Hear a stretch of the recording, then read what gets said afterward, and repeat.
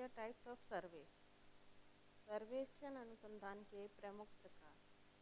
Census सर्वे अर्थात जनगणना सर्वेक्षण। जनगणना सर्वेक्षण अर्थात नाम से स्पष्ट है, व्यक्तियों की गणना।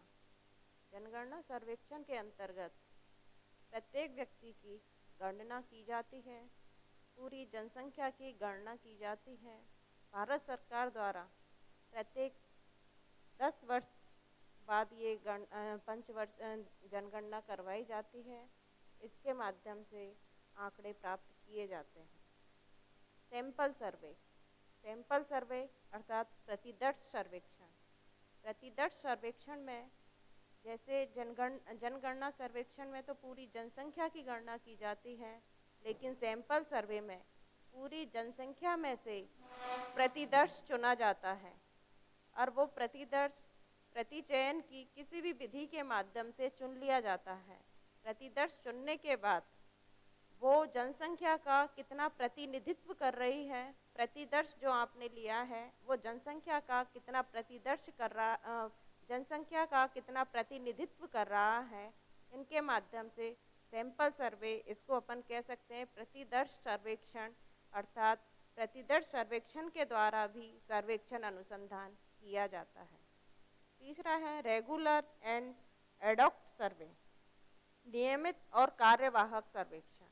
नियमित और कार्यवाहक सर्वेक्षण वो होता है जो रेगुलरिटी में, जो नियमित रूप से सर्वेक्षण किया जाता है संस्थाओं में, विद्यालयों में, कॉलेजों में नियमित रूप से जो सर्वेक्षण किया जाता है उसको नियमित सर्वेक्षण कहते हैं। लेकिन जो तात्कालिक सर्वेक्षण किया जाता है, जो कभी कभार सर्वेक्षण किया जाता है, उसको कहते हैं कार्यवाहक सर्वेक्षण। अगला है पब्लिक एंड सीक्रेट सर्वे, सार्वजनिक सर्वेक्षण और गुप्त सर्वेक्षण।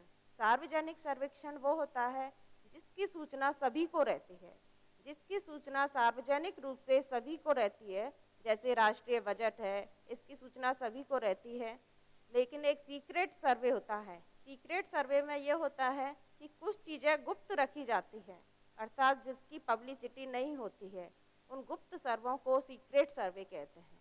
अगला है पायलट सर्वे।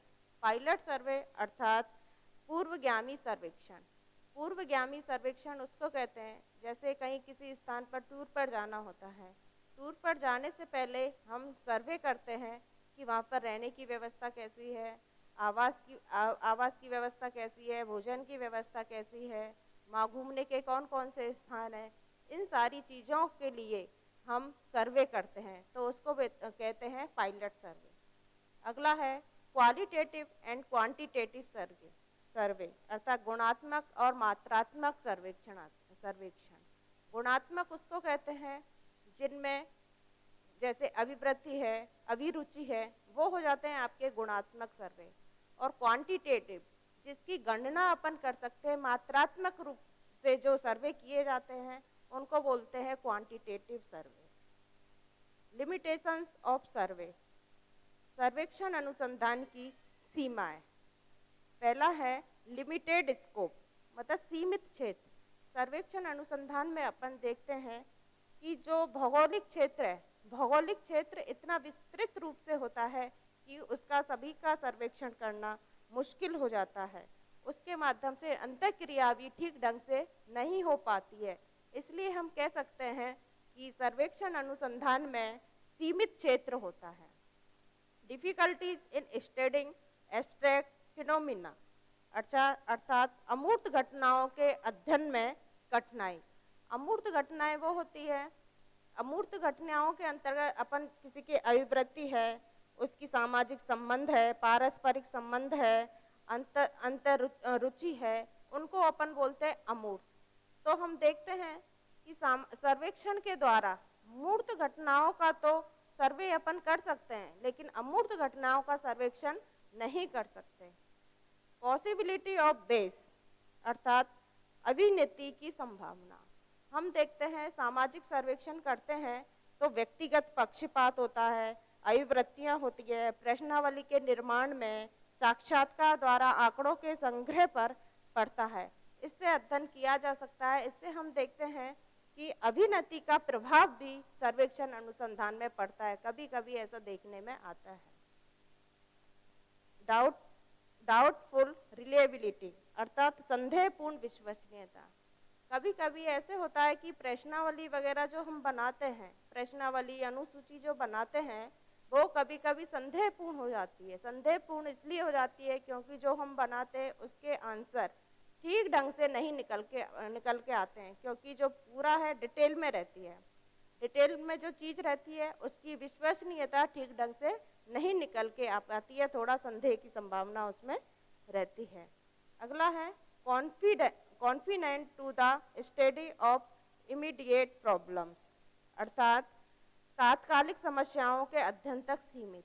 हम देखते हैं सर्वेक्षण अनुसंधान में सिर्फ तात्कालिक समस्याओं का ही सर्वेक्षण किया जाता है। तात्कालिक अर्थात वर्तमान से संबंधित समस्याओं का ही सर्वेक्षण किया जाता है। ऐतिहासिक समस्याओं का सर्वेक्षण नहीं किया जा सकता। इसलिए हम कह सकते हैं कि सर्वेक्षण अनुसंधान की यह एक सीमा है। अगला है टाइम टेकन एंड एक्सपेंसिव अधिक समय और धन की आवश्यकता। हम देखते हैं सर्वेक्षण अनुसंधान में जब हम सर्वेक्षण अनुसंधान करते हैं तो कोई अनुसंधान ऐसा होता है, कोई समस्या ऐसी होती है जो लंबे समय तक चलती है। जो समस्या लंबे समय तक चलती है उसके लिए समय अधिक तो लगा ही लगा, इसके साथ साथ खर्चे भी बढ़े, मतलब धन की भी आवश्यकता अधिक हुई, क्योंकि जितना समय लगेगा उतना ही धन लगेगा। आने जाने का खर्चा, प्रश्नावली अपन डालते हैं तो आने जाने का खर्चा भी इसमें इंक्लूड होता है। इसलिए हम कह सकते हैं इसकी लिमिटेशंस में सब अधिक समय और धन की आवश्यकता होती है। Last, impossibility of intensive study अर्थात गहन अध्ययन असंभव। सर्वेक्षण अनुसंधान के द्वारा किसी भी चीज का, किसी भी समस्या का हम गहन अध्ययन करते हैं तो वो संभव नहीं है। गहन अध्ययन से मतलब यहाँ पर ये है कि हम जो प्रश्नावली बनाते हैं, अनुसूची बनाते हैं, प्रपत्र बनाते हैं, वो इस प्रकार के आइटम्स होते हैं, उनमें इस प्रकार के प्रश्न होते हैं कि उनके आंसर सिर्फ हाँ और नहीं में ही होते हैं। हाँ और नहीं में ही आंसर होते हैं तो हम उसका गहन अध्ययन नहीं कर पाते हैं। डेफिनेशन ऑफ एन एक्सपेरिमेंट प्रयोगात्मक अनुसंधान की परिभाषा। सबसे पहले हम देखते हैं प्रयोगात्मक अनुसंधान क्या होता है। प्रयोगात्मक अनुसंधान वो होता है, इसमें दो चर होते हैं, एक तो स्वतंत्र चर होता है और एक आश्रित चर होता है। प्रयोगात्मक अनुसंधान में स्वतंत्र चर में प्रहसन किया जा सकता है। प्रहसन अर्थात स्वतंत्र चर में जोड़ तोड़ किया जा सकता है। जैसे हम देखते हैं किसी ग्रुप का हम किसी ग्रुप में प्रयोग करते हैं तो दो ग्रुप हो गए, एक तो प्रयोगात्मक समूह और एक नियंत्रित समूह। दो ग्रुप लेते हैं, प्रयोगात्मक समूह में पुरस्कार की व्यवस्था की गई और नियंत्रित समूह में किसी की व्यवस्था नहीं की गई। तो हम देखते हैं प्रयोगात्मक समूह जिसपे हम प्रयोग कर रहे हैं उसमें हमने पुरस्कार की व्यवस्था की है, तो वो समूह ज़्यादा सीखता है द्वितीय समूह की अपेक्षा, क्योंकि उसमें पुरस्कार दिया गया था और दूसरे में पुरस्कार नहीं दिया गया था। पुरस्कार हम 10 रुपये का भी रख सकते हैं, 5 रुपये का भी रख सकते हैं, 20 रुपये का भी रख सकते हैं। इसलिए पुरस्कार क्या हुआ यहाँ पर, स्वतंत्र चर है पुरस्कार, क्योंकि स्वतंत्र चर में है, हम जोड़ तोड़ कर सकते हैं, उसको घटा बढ़ा सकते हैं। प्रयोगात्मक अनुसंधान की डेफिनेशन जहोदा ने 1959 में ये परिभाषा दी है। Experiment is a method of testing hypothesis अर्थात प्रयोग परिकल्पना के परीक्षण की एक विधि है। हम देखते हैं परिकल्पना जब बनाते हैं तो परिकल्पना बनाने के बाद जब प्रयोग करते हैं तो परिकल्पना का क्या होता है, इसमें परीक्षण होता है। इसलिए ये कहते हैं कि प्रयोग परिकल्पना के परीक्षण की एक विधि है। दूसरी डेफिनेशन दी है एडवर्ड्स ने 1971 में, when certain variables can be controlled or manipulated directly in a research problem by the investigator, the research procedure as often described an experiment। अर्थात जब एक अनुसंधान समस्या के संबंध में अध्ययनकर्ता कुछ चरों पर नियंत्रण या प्रत्यक्ष प्रहसन स्थापित करता है, तब इस प्रकार की अनुसंधान प्रक्रिया को एक प्रयोग कहा जाता है। प्रहसन यहाँ पर घटा बढ़ाने को कहा जाता है। प्रहसन का अर्थ है घटाना बढ़ाना, जो कि स्वतंत्र चर को हम कर सकते हैं। जैसे हम देखते हैं एक उदाहरण, प्रयोगकर्ता पुरस्कार के प्रभाव का सीखने की प्रक्रिया पर अध्ययन करना चाहता है। इसमें वह प्रयोज्यों के दो समूह बनाएगा, दो समूह बनाएगा, एक नियंत्रित समूह और एक प्रयोगात्मक समूह। और वो दो समूह इस प्रकार से बनाएगा, दोनों एक ही एज के होंगे, दोनों एक ही क्लास के होंगे, सम्मेल जिसको अपन बोलते हैं, सम्मेल दोनों में एक ही चीज रहेगी।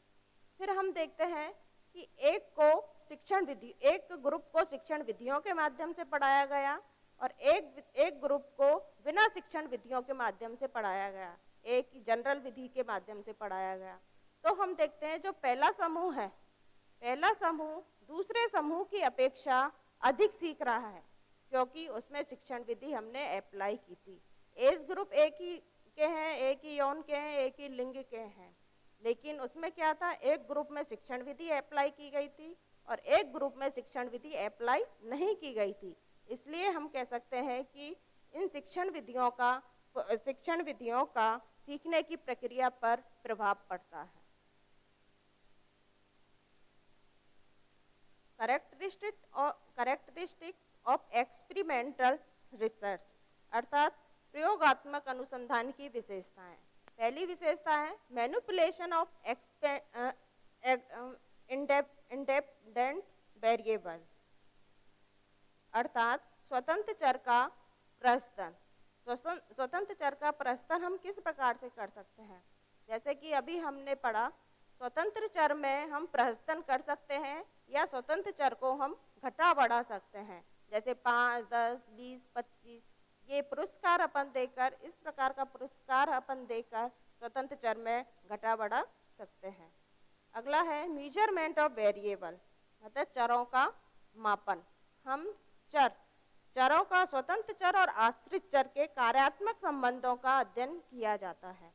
इन चरों का मापन गुणात्मक न होकर मात्रात्मक होता है, क्योंकि हम देखते हैं चर होते हैं, इनमें जो चरों की गणना की जाती है, अर्थात ये मात्रात्मक रूप में होते हैं, गुणात्मक रूप में नहीं होते हैं। तीसरा है कंट्रोल इन एक्सपेरिमेंट, अर्थात प्रयोग में नियंत्रण। प्रयोग में नियंत्रण अपन करते हैं तो तीन चीजें सामने आती हैं, वेरिएबल्स, इफेक्टिव, इंडिपेंडेंट वेरिएबल्स, मतलब स्वतंत्र चर को प्रभावित करने वाले चर। स्वतंत्र चर को प्रभावित करने वाले चर होते हैं, अर्थात स्वतंत्र चर में हम क्या घटा बढ़ा सकते हैं, अर्थात स्वतंत्र चर को प्रभावित करने वाले चर भी होते हैं। और परतंत्र चर किसको कहते हैं? परतंत्र चर वेरिएबल्स, इफेक्टिव डिपेंडेंट वेरिएबल्स और रिलीवेंट वेरिएबल्स। परतंत्र चर जो कि बुद्धि है, आयु है, लिंग है, इन चीजों का भी प्रभाव इस पर पड़ता है, उनको बोलते हैं परतंत्र चर। कंट्रोल ऑफ इन्वायरमेंटल वेरिएबल्स, वातावरण संबंधी चरों का नियंत्रण। वातावरण संबंधी चर ये होते हैं, जैसे हम क्लास में बैठे हैं, प्रयोग चल रहा है, लेकिन आसपास में कोई घंटी या शोर शराबा हो रहा है, उसको बोलते हैं वातावरणीय संबंधी चर। Effect of independent variable on dependent variable, अर्थात परतंत्र चर पर स्वतंत्र चर का प्रभाव। हम देखते हैं कार्य कारण संबंध का अध्ययन इसके अंतर्गत किया जाता है। कार्य परतंत्र चर है, अर्थात आश्रित चर है, और जबकि स्वतंत्र चर कारण के रूप में जाने जाते हैं। स्वतंत्र चर को अपन कारण बोलते हैं और परतंत्र चर को आश्रित चर बोलते हैं। ये देखते हैं कि जैसे हम क्लास में जाने के बाद हम देखते हैं बच्चे पढ़ रहे हैं, एकदम वो क्लास से निकल गए। क्लास से निकलने के बाद हम देखते हैं कि बच्चों को क्या सीखने में आया। दोनों बच्चे थे, बच्चों ने हमसे क्या ग्रहण किया, ये चीज हम देखते हैं। कार्य कारण संबंध, कार्य आपको दिया गया था, कार्य करने के बाद उनके क्या क्या कारण रहे हैं, उन चीजों को अपन देखते हैं। रियलेबल एंड वैलिड रिजल्ट्स, अर्थात विश्वसनीय और वैध परिणाम। हम देखते हैं प्रयोगात्मक अनुसंधान के माध्यम से विश्वसनीय और वैध परिणाम निकल के आते हैं। क्योंकि हम प्रयोगात्मक अनुसंधान की बात कर रहे हैं तो प्रयोग एक लैब में किया जाता है। प्रयोग जब हम करते हैं, प्रत्यक्ष रूप में प्रयोग करते हैं, व्यवहारिक रूप में प्रयोग करते हैं, तो उसके रिजल्ट विश्वसनीय और वैध ही प्राप्त होते हैं। हाइपोथेसिस टेस्टिंग, हाइपोथेसिस टेस्टिंग अर्थात परिकल्पना परीक्षण। प्रयोगात्मक अनुसंधान की ये विशेषता है कि इसमें परीक्षण के लिए आंकड़ों का संग्रह, स्वतंत्र चर प्रहसन कर नियंत्रित दशाओं में निरीक्षण कर लिया जाता है। सांख्यिकी विश्लेषण कर परिकल्पना की जांच करते हैं कि परिकल्पना सत्य है या असत्य है। क्योंकि जो हम परिकल्पनाएं बनाते हैं उन परिकल्पनाओं के आधार पर ही प्रयोग किए जाते हैं, और प्रयोग करने के बाद हम सांख्यिकी विश्लेषण के आधार पर निष्कर्ष निकाल सकते हैं कि जो परिकल्पनाएं बनाई गई थी वो सत्य थी या असत्य, अर्थात जो परिकल्पनाएं बनाई थी वो स्वीकृत हुई हैं या अस्वीकृत। डेफिनेटनेस अर्थात निश्चितता। सर्वेक्षण प्रयोगात्मक अनुसंधान में निश्चितता का गुण पाया जाता है। पूर्व निश्चित होता है, जैसे हम कोई समस्या होती है, कितनी संख्या आपको लेनी है, कितनी परिकल्पना बनानी है, क्या नियंत्रण रखना है, क्या योजना बनानी है, ये आपकी निश्चित रूप में पहले से ही तैयार रहती है, पहले से ही योजना बनाई जाती है। निश्चितता उसको कहते हैं। जैसे सामान्य रूप में हम देखते हैं निश्चितता क्या होती है। निश्चितता जैसे हम कहते हैं कि ये आदमी बड़ा लंबा है या बड़ा छोटा है, इसमें निश्चितता का गुण नहीं है। क्योंकि हम बताएं कि ये 5 इंच 2 फुट लंबा है तो इसमें निश्चितता है, क्योंकि आपने नाप के उस चीज को बताई है, तो इसको हम कह सकते हैं निश्चितता। लेकिन जो बड़ा है या छोटा है उसमें निश्चितता नहीं है। वेरीफाइबिलिटी अर्थात प्रमाणिकता। किसी परिणाम की जांच जितने बार भी की जाए और जब भी की जाए बार बार समान परिणाम प्राप्त होते हैं, उसको कहते हैं वेरीफाइबिलिटी। जैसे हम किसी डॉक्यूमेंट्स को सत्यापित करवाते हैं, वेरीफाई करवाते हैं, तो वेरीफाई हम ओरिजिनल डॉक्यूमेंट्स को दिखाकर ही करवाते हैं, क्योंकि इसकी आप जितनी भी प्रति करवाओगे वो आपकी वैलिड है, प्रमाणिक है। अगला है ऑब्जेक्टिविटी। ऑब्जेक्टिविटी अर्थात वस्तुनिष्ठता। निरीक्षणकर्ता की अभिवृत्ति, पक्षपातों का प्रभाव प्रयोग परिणामों पर न पड़े। प्रयोगात्मक अनुसंधान में प्रमाणिकता के लिए वस्तुनिष्ठता का गुण आवश्यक है, वस्तुनिष्ठता के लिए प्रमाणिकता का गुण आवश्यक है। वस्तुनिष्ठता हम उसी को कहते हैं जिसमें ऑब्जेक्टिविटी रहती है। ऑब्जेक्टिविटी मतलब एक ही चीज निकल के आती है। पावर ऑफ प्रिडिक्शन पूर्वानुमान की क्षमता। इन प्रयोगात्मक अनुसंधान करने के बाद हम पूर्व अनुमान लगा सकते हैं कि जिस प्रकार का प्रयोग किया है वो बाद में सार्थक होगा या असार्थक। यूनिवर्सलिटी सार्वभौमिकता। सार्वभौमिकता जैसे प्रयोगात्मक अनुसंधान द्वारा प्राप्त परिणामों के आधार पर जो नियम और सिद्धांत प्राप्त हुए हैं वो सिद्धांत सिर्फ न्यायादर्श लिया है वहीं तक सीमित है या पूरे देश काल परिस्थिति में इसके नियम और सिद्धांत विश्वव्यापी होते हैं, इन चीजों को देखा जाता है। जनरलाइजेशन अर्थात सामान्यीकरण। प्रयोगकर्ता की रुचि इकाइयों के अध्ययन तक ही सीमित नहीं होती है, बल्कि अपने छोटे प्रयोगात्मक अनुसंधान के आधार पर वह जो परिणाम और निष्कर्ष प्राप्त हो रहे हैं वह समष्टि का प्रतिनिधित्व करते हैं या नहीं। हम देखते हैं कि पॉपुलेशन अर्थात जनसंख्या में से जो न्यायादर्श का चयन करते हैं उसका जो निष्कर्ष निकल के आते हैं, वो आंकड़े निकल के आते हैं, वो सिर्फ प्रतिदर्श तक ही सीमित नहीं रहे, पूरे सामान्यकरण अर्थात पूरी जनसंख्या के लिए वो वैलिड हो, पूरी जनसंख्या का प्रतिनिधित्व करते हुए होना चाहिए। Outline for an experimental research अर्थात प्रयोगात्मक शोध की रूपरेखा। पहला है टाइटल ऑफ द एक्सपेरिमेंट अर्थात प्रयोग का शीर्षक। हम देखते हैं कि प्रयोग का जो शीर्षक हम रखते हैं वह शीर्षक छोटा, सुसंबंधित और अध्ययन किए जाने वाले क्षेत्र से संबंधित होना चाहिए। प्रयोग का स्थान, समय आदि का भी उल्लेख उसमें किया जाना चाहिए और ताकि न प्रयोगकर्ता और ना ही प्रयोज्यों को किसी तरह की भ्रांति न हो। मतलब हम ये देखते हैं कि प्रयोग का शीर्षक जो लेते हैं वो सुव्यवस्थित रूप से होना चाहिए, जिससे कि जो शोधकर्ता होता है उसे कोई परेशानी का सामना नहीं करना पड़े।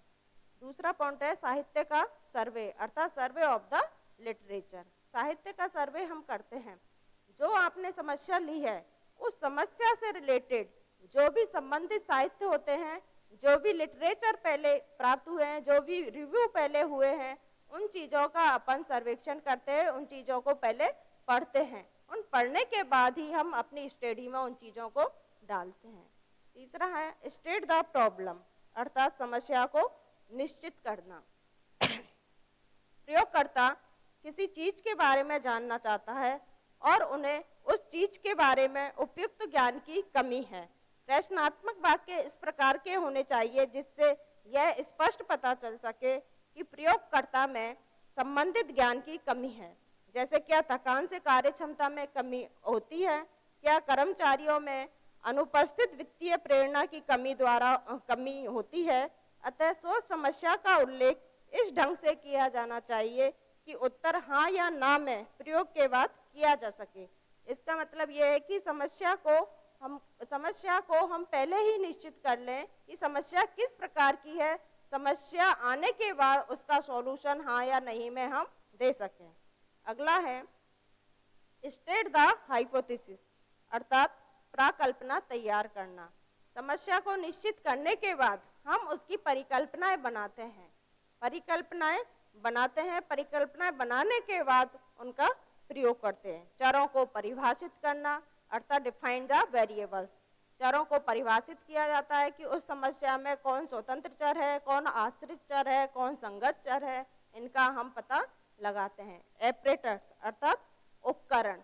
प्रयोगात्मक अनुसंधान के कुछ उपकरण हैं जो कि अन्य अनुसंधानों से अलग हैं, जैसे स्मृति पट है, श्वसन लेखी, मूलर लायब भ्रम बोर्ड, स्पर्शानुभावक, काइमोग्राफ, टेचिस्टोकोप, स्टॉप वॉच आदि। ये उपकरण आपके प्रयोगात्मक अनुसंधान के लिए निर्मित किए गए हैं। कंट्रोल द वेरिएबल, चरों का नियंत्रण करना। हम देखते हैं कि चर जो निर्धारित किए गए हैं उन चरों पर हम कार्य करते हैं, लेकिन चरों को नियंत्रित करने के लिए वातावरण संबंधी कारक होते हैं। उन सभी कारकों को हम ध्यान में रखते हुए करते हैं।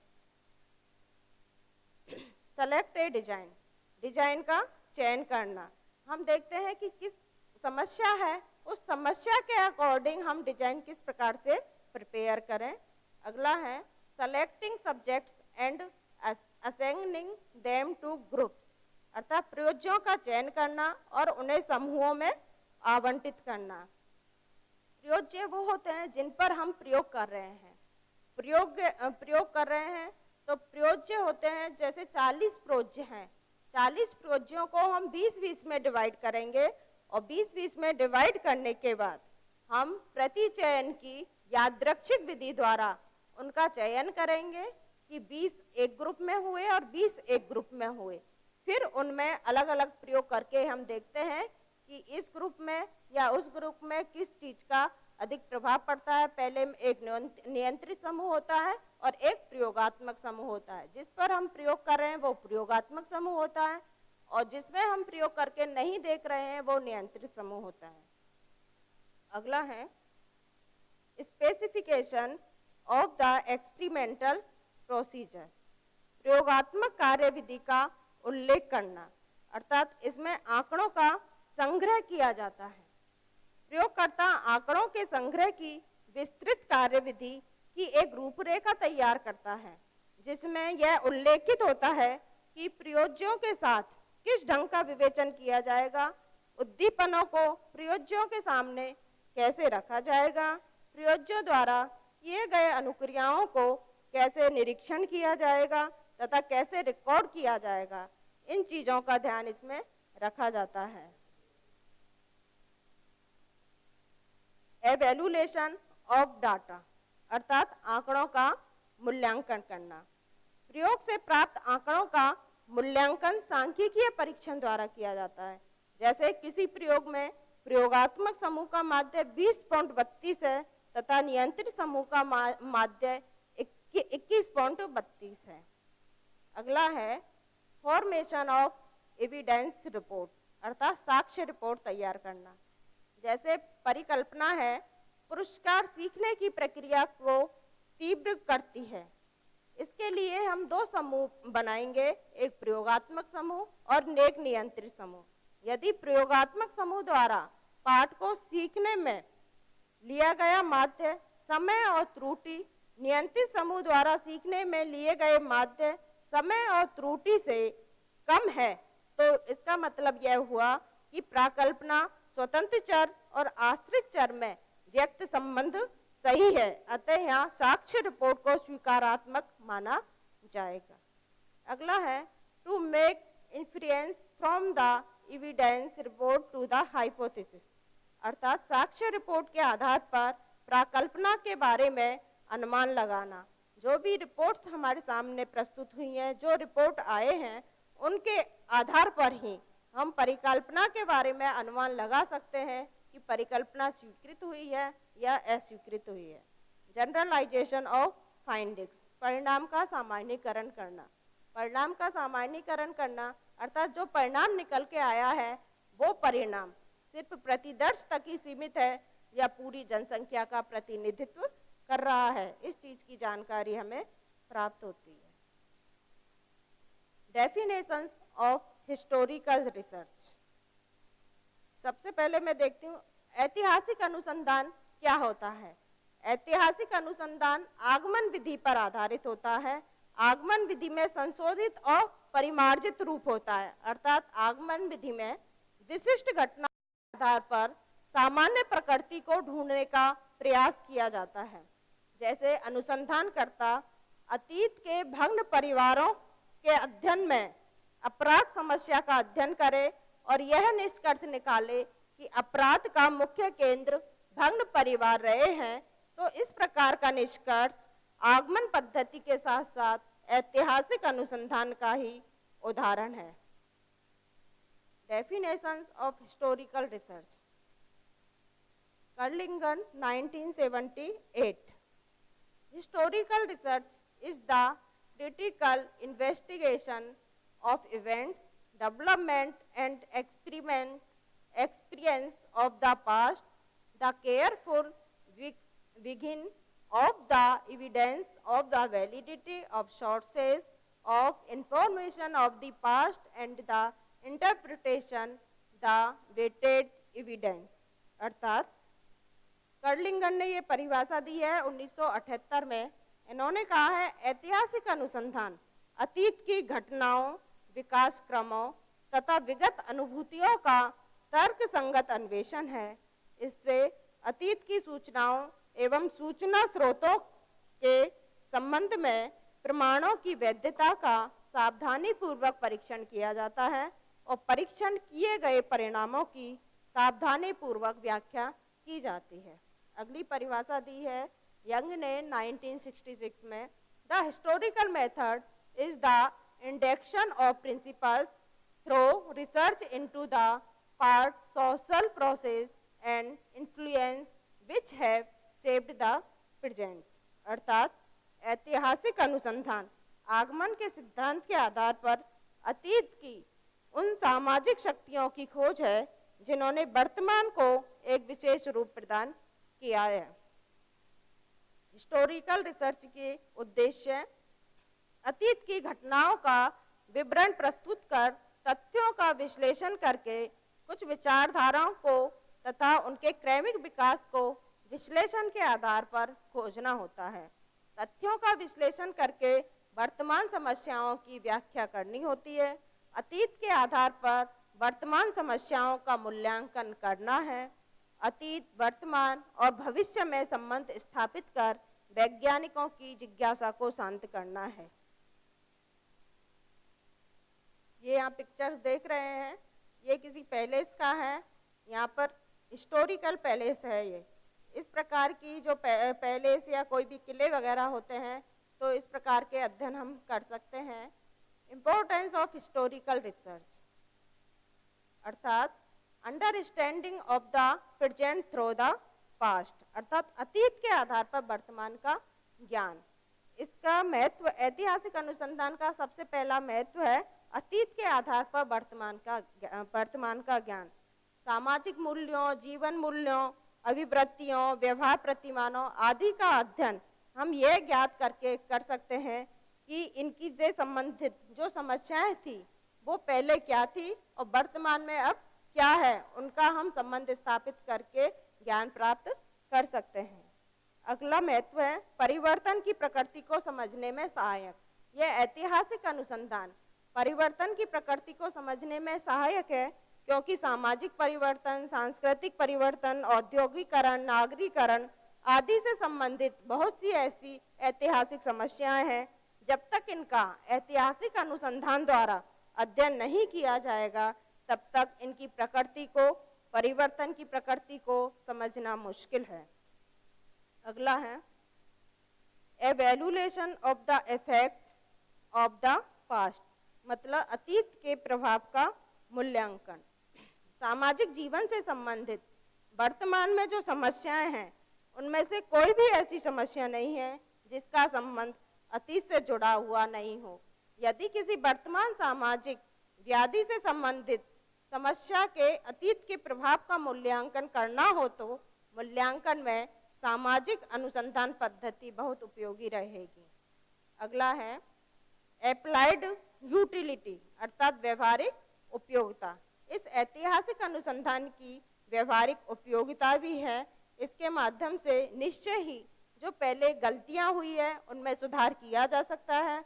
वर्तमान में सुधार कार्यक्रमों को अपेक्षाकृत अधिक प्रभावी ढंग से लागू किया जा सकता है। Collection of literature related with the study problem, अर्थात समस्या से संबंधित साहित्य सर्वेक्षण में, समस्या से संबंधित साहित्य के सर्वेक्षण में भी ऐतिहासिक अनुसंधान का महत्व है क्योंकि अनुसंधानकर्ता को अपनी समस्या का वैज्ञानिक अध्ययन करने के लिए आवश्यक है कि वे ऐतिहासिक अनुसंधान के आधार पर महत्वपूर्ण जानकारी अनुसंधान समस्या के संबंध में एकत्रित करे, जिससे कि अनुसंधानकर्ता को समस्या का ज्ञान प्राप्त हो सके और वह अपनी अनुसंधान समस्या को ऐतिहासिक अनुसंधान की सहायता से परिसीमित कर सके। फॉर्मुलेशन रिसर्च हाइपोथेसिस, अर्थात परिकल्पना निर्माण में भी इसकी आवश्यकता है। जैसे कोई वैज्ञानिक अनुसंधान करता अपनी अनुसंधान समस्या के संबंध में साहित्य सर्वेक्षण कर लेता है तो उसे यह भी ज्ञात हो जाता है कि किन किन अनुसंधानकर्ताओं ने कब और क्या परिकल्पनाएं बनाई और उन्हें क्या परिणाम प्राप्त हुए। वैज्ञानिक अनुसंधानकर्ता इस ज्ञान के आधार पर अपनी अनुसंधान समस्या के संबंध में सरलता से परिकल्पनाओं का निर्माण कर सकता है। ये आप देख रहे हैं कि ये कितना शानदार ये किला है। ये इस प्रकार की चीज़ें होती है, किले हैं, महल है, इन चीज़ों के माध्यम से भी हम इतिहास की चीज़ों को, इतिहास के तथ्यों को पता लगा सकते हैं। सम प्रिकॉशंस इन हिस्टोरिकल रिसर्च, अर्थात ऐतिहासिक अनुसंधान में हमें क्या क्या सावधानियां बरतनी चाहिए। पहला है इंटरेस्ट इन हिस्टोरिकल रिसर्च, ऐतिहासिक अनुसंधान में रुचि। सबसे पहले हमें समस्या चुनने से पहले रुचि उत्पन्न करनी चाहिए। अगर हम इतिहास से संबंधित कुछ चीज़ों की जानकारी पहले से रखते हैं, इतिहास के बारे में कोई रुचि रखते हैं, तो इस प्रकार की समस्या हम ले सकते हैं। सबसे पहले हमें उसमें इंटरेस्ट डेवलप करना होगा। दूसरा है साइंटिफिक व्यू पॉइंट, अर्थात वैज्ञानिक दृष्टिकोण। हम देखते हैं कि हम जब समस्या लेते हैं, हिस्टोरिकल समस्या लेते हैं, तो सबसे पहले हमें अपना दृष्टिकोण वैज्ञानिक बनाना होगा। वैज्ञानिक अर्थात इस प्रकार का बनाना होगा कि उस चीज को करने के लिए हम तर्कसंगत कर सके, कोई भी कार्य को करने के लिए व्यवस्थित रूप से हम उस चीज को कर सके, तो हमारा जो दृष्टिकोण है वो वैज्ञानिक डेवलप हो जाएगा। अगला है ट्रेनिंग एंड इंसाइट, प्रशिक्षण और अंतर्दृष्टि। हम देखते हैं कि ऐतिहासिक अनुसंधान पर रिसर्च करने के लिए ऐसा नहीं है कि हिस्टोरिकल रिसर्च सरलता से हो जाती है। इसके लिए काफ़ी प्रशिक्षण और सूझ की आवश्यकता होती है। इसके लिए ट्रेनिंग देनी होती है, किस प्रकार से तथ्य एकत्रित करने होते हैं, इतिहास की चीज़ें कौन सी है, वर्तमान की कौन सी है, कैसे संबंध स्थापित किया जाता है, इन चीज़ों के बारे में पहले प्रशिक्षण दिया जाता है और अंतर्दृष्टि रखनी होती है। अगला है knowledge of problem and field of study, अर्थात अध्ययन क्षेत्र और समस्या का ज्ञान।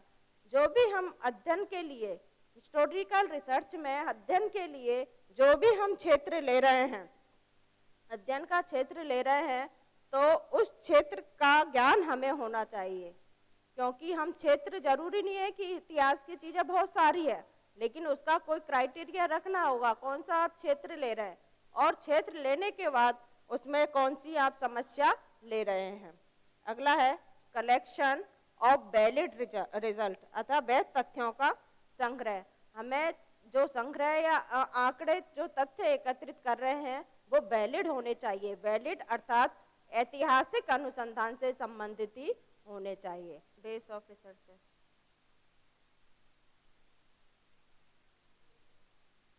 बेस ऑफ रिसर्चर अर्थात अनुसंधानकर्ता की अभिनति।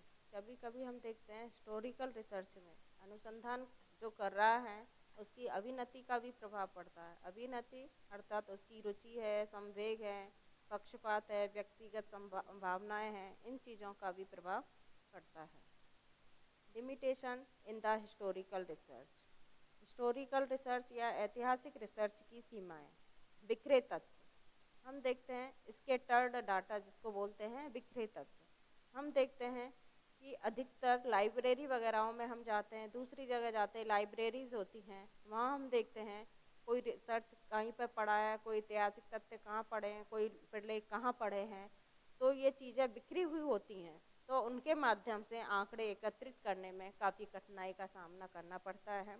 दूसरी सीमा है प्रलेखों का त्रुटिपूर्ण रखरखाव, अर्थात डिफेक्टिव मेंटेनेंस ऑफ डॉक्यूमेंट्स। हम देखते हैं लाइब्रेरी में जो प्रलेख रखे हुए हैं, जो डाटा रखे हुए हैं, वो उनका रखरखाव इस प्रकार का है, कहीं पर मिट्टी लगी हुई है, कहीं डस्ट है, कहीं किताब इधर है, कहीं किताब इधर है। इन चीज़ों को ढूंढने में काफ़ी परेशानियों का सामना करना पड़ता है। अगला है लेक ऑफ स्टैंडर्ड मेथड, अर्थात प्रमाणिक विधि का अभाव। प्रमाणिक विधि नहीं है, क्योंकि हम देखते हैं ये चीज़ें बिखरे तत्व होते हैं, प्रलेखों का त्रुटिपूर्ण रखरखाव होता है, तो हम कह सकते हैं कि यह एक प्रमाणिक विधि नहीं है जिसको हम प्रमाणित नहीं कर सकते हैं। अगला है लिमिटेड यूज, मतलब सीमित उपयोग। जो समस्या है आपकी, जो समस्या से संबंधित इतिहास में लिखा गया है उसी को वर्तमान के साथ जोड़ा जाता है, मतलब इसको सीमित रखा गया, सीमित ही इसका उपयोग कर सकते हैं। मिसफिट फॉर चेंजिंग सोसाइटी, अर्थात परिवर्तनशील समाज के लिए अनुपयुक्त। हम देखते हैं समाज एक परिवर्तनशील है, समाज में कुप्रथाएं, प्रथाएं ये सारी बदलती रहती हैं। अगर समाज परिवर्तनशील है तो उसमें ऐतिहासिक अनुसंधान को लागू करना बड़ी मुश्किल हो जाती है। अब है problem of reliability of data, मतलब आंकड़ों की विश्वसनीयता की समस्या। जो भी आंकड़े प्राप्त होते हैं, कोई कहाँ से प्राप्त होता है, कोई कहीं से प्राप्त होता है, कोई उधर से प्राप्त होता है, अलग अलग जगहों से आंकड़े प्राप्त होते हैं, तो आंकड़ों की विश्वसनीयता सही हो, विश्वसनीयता हो, यह हम कह नहीं सकते, क्योंकि कभी कभी आंकड़े विश्वसनीय भी हो जाते हैं, कभी अविश्वसनीय भी हो जाते हैं। प्रॉब्लम ऑफ ऑब्जेक्टिविटी, अर्थात वस्तुनिष्ठता की समस्या।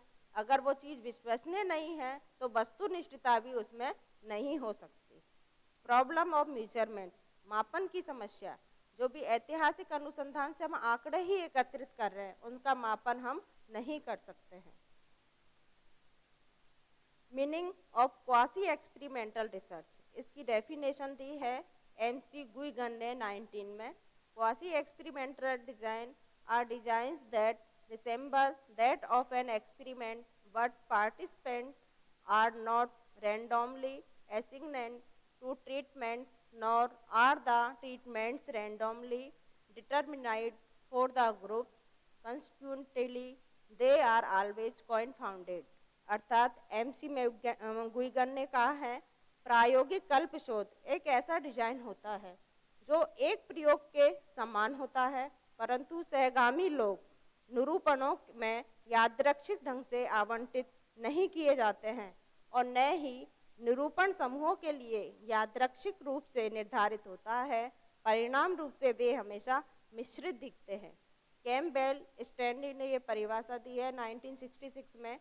There are many natural society settings in which the research person can introduce even though the lacks the full control over the scheduling for experimental stimuli.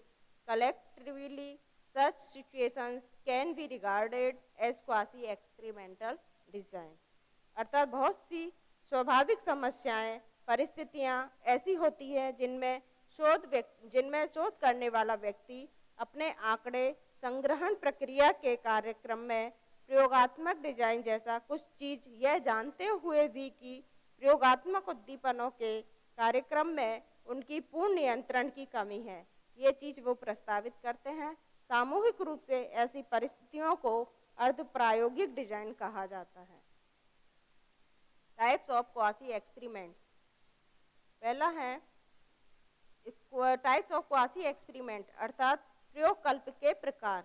पहला है quasi experiments involving subject variables as independent अर्थात प्रयोगकल्प जिसमें प्रयोज्य चर स्वतंत्र चर के रूप में सम्मिलित हो। स्वतंत्र चर वो होता है जिसमें हम प्रस्थन कर सकते हैं या जिसमें घटा बढ़ा सकते हैं, जिसको जोड़ तोड़ सकते हैं।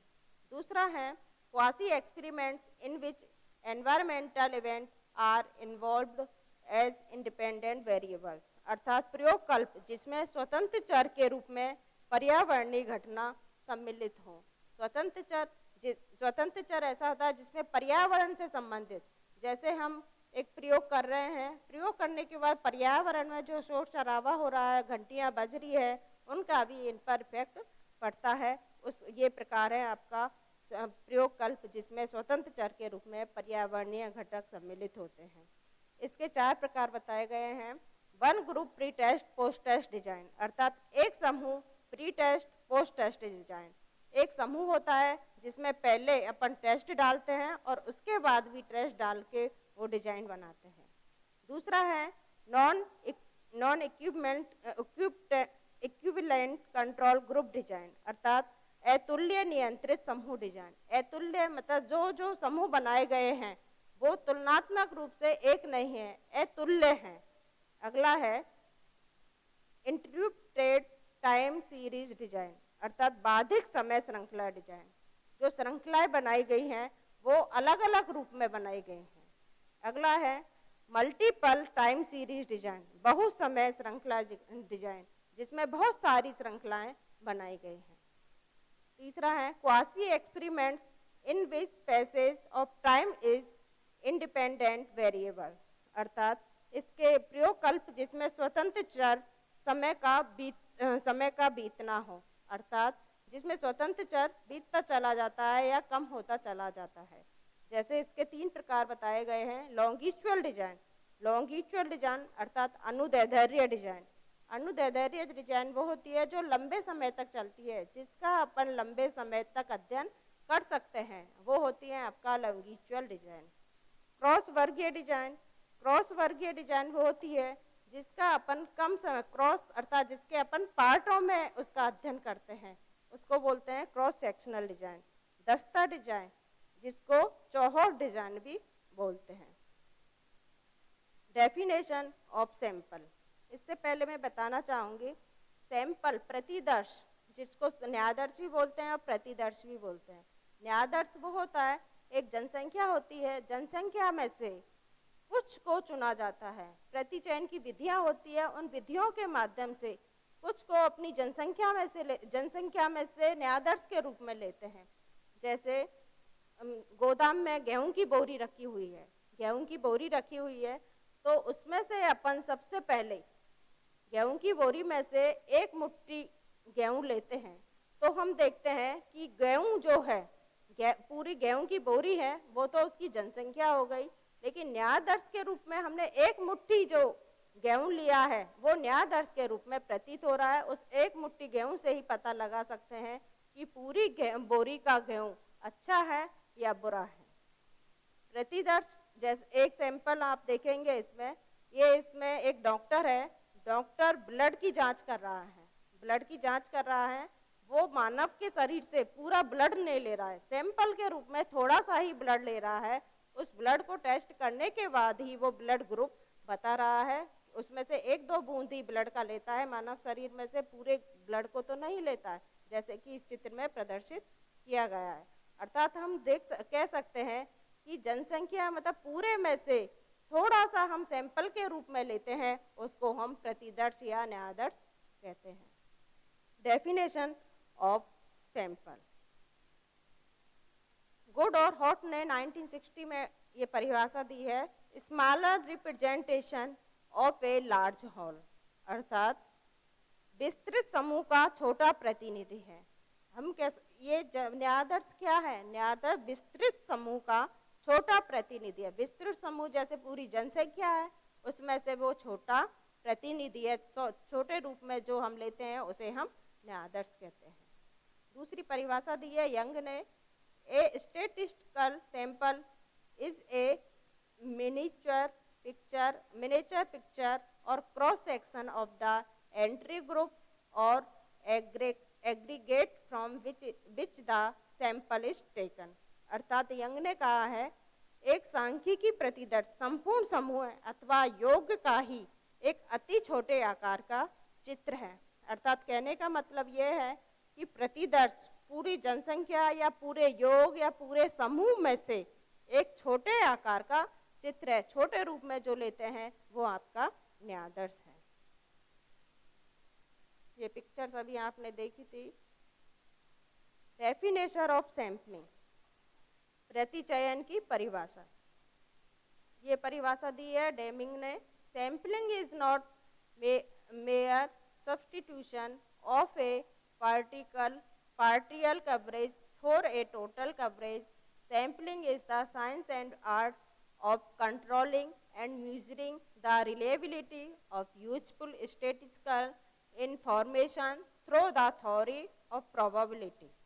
अर्थात इन्होंने कहा है कि प्रतिचयन संपूर्ण अध्ययन क्षेत्र का केवल एक अंश मात्र ही नहीं है, बल्कि यह वह विज्ञान या कला है जिसकी सहायता से उपयोग में लाए जाने वाले आंकड़ों की विश्वसनीयता को प्रसंभावना सिद्धांत के द्वारा नियंत्रण में रखा जा सकता है तथा उसका मापन भी किया जा सकता है। दूसरी परिभाषा दी है कर्लिंगन ने, sampling is taking any portion of a population of or universe as representative of the population or universe, अतः किसी जनसंख्या या समष्टि से उसके प्रतिनिधि स्वरूप एक अंश चुन लेने को प्रतिचयन कहते हैं। जनसंख्या समष्टि को ही कहते हैं, उस समष्टि में से उसके प्रतिनिधि के रूप में एक अंश जो चुन लेते हैं, उसको जो चयन की प्रक्रिया होती है उसको प्रतिचयन कहते हैं। नीड और सैंपल, इकोनॉमी ऑफ टाइम, अर्थात समय की बचत। न्यायादर्श जब अपन लेते हैं पूरी जनसंख्या में से, जब न्यायादर्श लेते हैं तो समय कम लगता है। पूरी जनसंख्या का हम अध्ययन करेंगे तो समय ज़्यादा लगेगा, लेकिन छोटा रूप लेंगे, छोटा रूप अर्थात जब न्यायादर्श लेंगे, छोटा न्यायादर्श लेंगे तो उसमें समय कम लगेगा। दूसरी नीड है इसकी इकोनॉमी ऑफ मनी, मतलब धन की भी बचत होती है।